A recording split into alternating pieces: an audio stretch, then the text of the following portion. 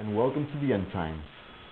Let me begin today's video by reading in the book of Thessalonians. Let's go to the 2nd of Thessalonians, chapter 2, verse 3, which reads as follows.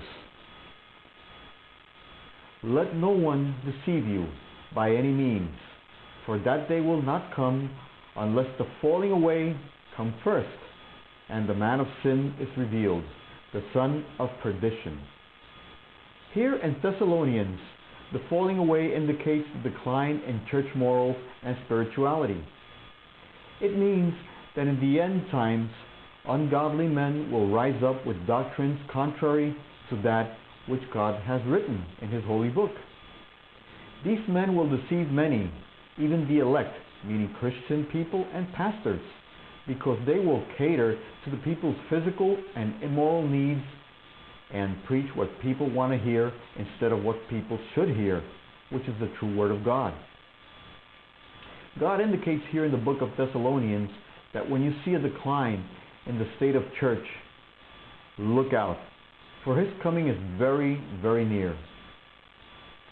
Sad to say, unfortunately, that time has come and we are seeing evidence of it already.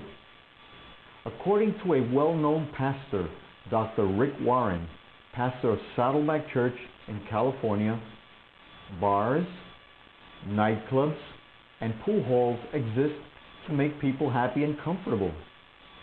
This pastor states that the church needs to be changed into that nightclub atmosphere to accommodate these people and make them feel comfortable and at home.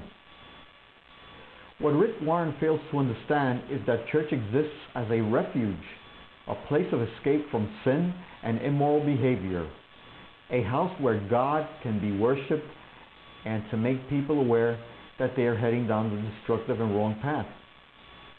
Churches exist to help people with their problems, not to cater or cover them up. The church is the house of God and cannot be converted into a hole of Satan, period. Sure enough, preaching the Word of God and mentioning sin and hell has made some people very uncomfortable, especially the ones who refuse to change their sinful and destructive lifestyles. Well, believe it or not, a new church is rising. This new church is called the Purpose-Driven Church. Dr. Rick Warren and a large group of his followers have succeeded in taking a house of God and turning it into a recreational facility or a country club. A well-known author, Dr. Noah Hutchings, wrote the following statement in his book titled The Dark Side of the Purpose-Driven Church, which reads as follows. The purpose-driven movement is fast becoming a notorious for splitting churches and removing those who don't approve of the new direction the church is taking. And I quote, Dr. Rick Warren stresses repeatedly that he specifically designed Saddleback to make the unchurched feel comfortable. This is why pastors who are changing from traditional to purpose-driven churches begin to change the decor, both inside and outside, to look more like a nightclub, casino, music hall, or even a bar. They add lots of fancy lighting and a sound system to die for. According to these pastors, the unchurched who are used to going to such places must be made to feel comfortable or at home. This is also why the pulpits, the crosses, and all other emblems that identify with the Bible or even identify with God are being removed. Since not many of the elderly go to places like nightclubs or beer joints, Rick Warren suggests it is best to get rid of these old pillars from the church, who are, according to him, only holding things up. Dr. Rick Warren told pastors who are willing to follow him that there are 25 things that they can do to make these changes very effective. For simplicity's sake, I will only mention 12. Let's start with change number 1. Rick Warren suggests that to change the music to a contemporary rock style type of music instead of the old traditional type. Number 2, remove all hymn books and eliminate the choirs as well. Suggestion number 3 from Rick Warren, replace the organ and piano with heavy metal instruments for rock music. Number 4, dress down all casual attire. In other words, get rid of those shirts, ties, and suits. Number 5, change Sunday evening services and Wednesday prayer meetings, or even eliminate them completely.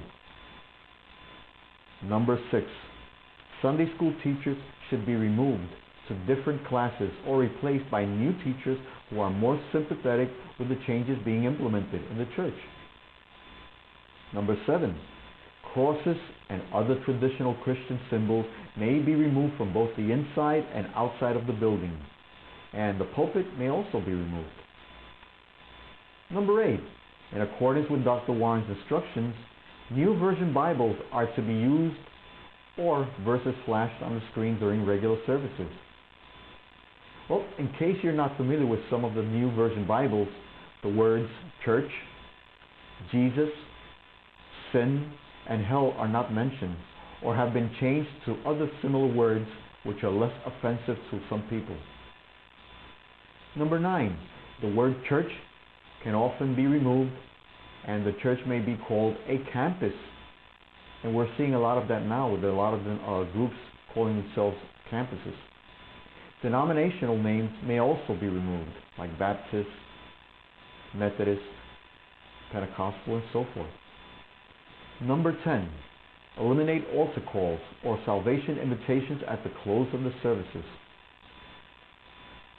Number 11, eliminate such words as unsaved, lost, sin, hell, heaven, and other gospel verities from the pastoral messages.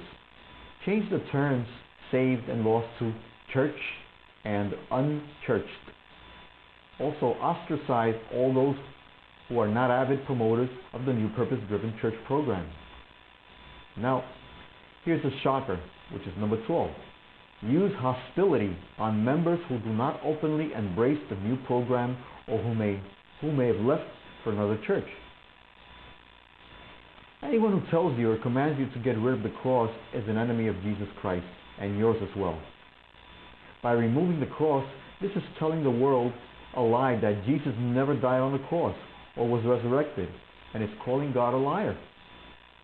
According to Dr. Rick Warren, elderly church people make the unchurched feel very uncomfortable, along with the crosses and other godly symbols displayed. Well, the only one that I can know, or that I can think of and know for a fact that feels very uncomfortable in the presence of godly symbols is Satan. So this leads me to believe that anyone who feels uncomfortable in front of a cross or a Bible must be Satan-driven and possessed. Satan and his followers are the only ones who tremble in the presence of God. So anyone feeling that way, like Dr. Rick Warren and his followers, must be serving the wrong master. If you look at the book of Romans, chapter 16, verse 18 in the Holy Bible, it commands us to avoid men that go against God. Christians, you have a choice. Either worship God and follow His word, or worship man and follow their word. Man cannot get you to heaven, remember that. All they can do is lie and deceive you, which can cost you your salvation and have you end up in the lake of fire for eternity. Are these scare tactics coming from me? By no means. I have nothing to gain, monetarily or otherwise, by telling you this, except obeying God and following His word. On the other hand, you have a lot to lose if you follow this purpose-driven church. If you would like further information on this subject and other end-time events, I urge you to visit my website at endtimes.us.com. Remember, that's endtimes.us.com.